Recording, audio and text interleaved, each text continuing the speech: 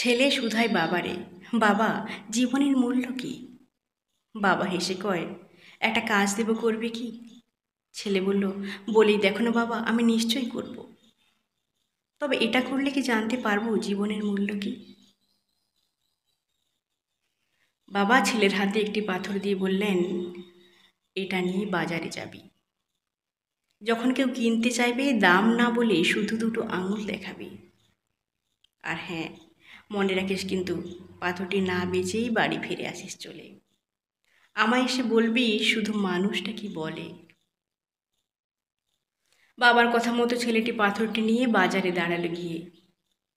এক বৃদ্ধা মহিলা জিজ্ঞেস করলেন, পাথরটি আমার বেশ পছন্দ, সাজাবো বাগানে গিয়ে, তা খোকা দাম কত পাথরটার? ছেলেটি বাবার কথা মতো কোনো উত্তর না দিয়ে দেখালো আঙুল দুটি। বৃদ্ধা মহিলা বললেন, 200 টাকা? আচ্ছা, পাথরটা তাহলে আমাকে দাও। ছেলেটি পাথরটি নিয়ে বাড়ি ফিরে এলো। বাবাকে এসে বলল, বাবা 200 টাকা দেবে বলেছে। বাবা বললেন, এবার তুই পাথরটা নিয়ে যা এক জাদুকরের কাছে, আগের মতোই করবি সব, দেখবি ওরা কি বলে। বাবার কথা মতো ছেলেটি পাথরটি নিয়ে গেল একটি জাদুকরের কাছে। কত দামে বেচবে পাথরটা? ছেলেটি দেখালো আঙুল দুটি। 2000 টাকা দিতে পারি, দাম বলো না বল তা বল। ছেলেটি কোনো উত্তর না দিয়েই বাড়ি ফিরে এলো।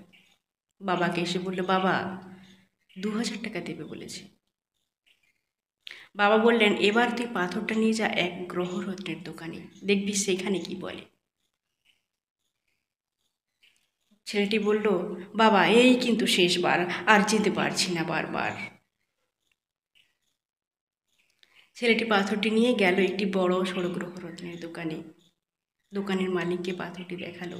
মালিক বলল, এই পাথর তুমি কোথায় পেলে ভাই? এই যে অনেক মূল্যবান, এই পাথরটি আমার চাই, কত দামে বেচবে বলো। ছেলেটি দেখালো আঙুল দুটি। মালিক বলল, 2 লক্ষ টাকা?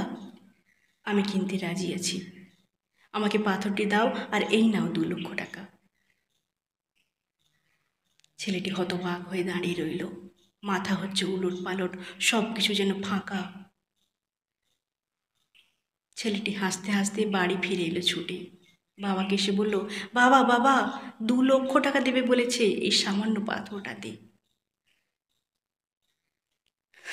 বাবা বললেন, এইবার বস, জীবনের মূল্য শিখবি বলেছিলি না, এইবার তবে শিখে নে।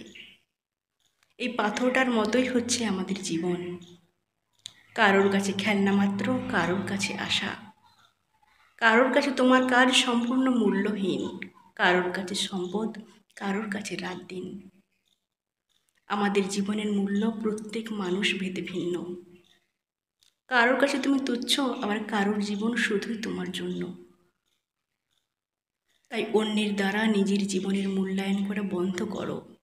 নিজের গুরুত্বটা নিজেই বুঝে নাও, ভাবো তুমিও আপন কারো।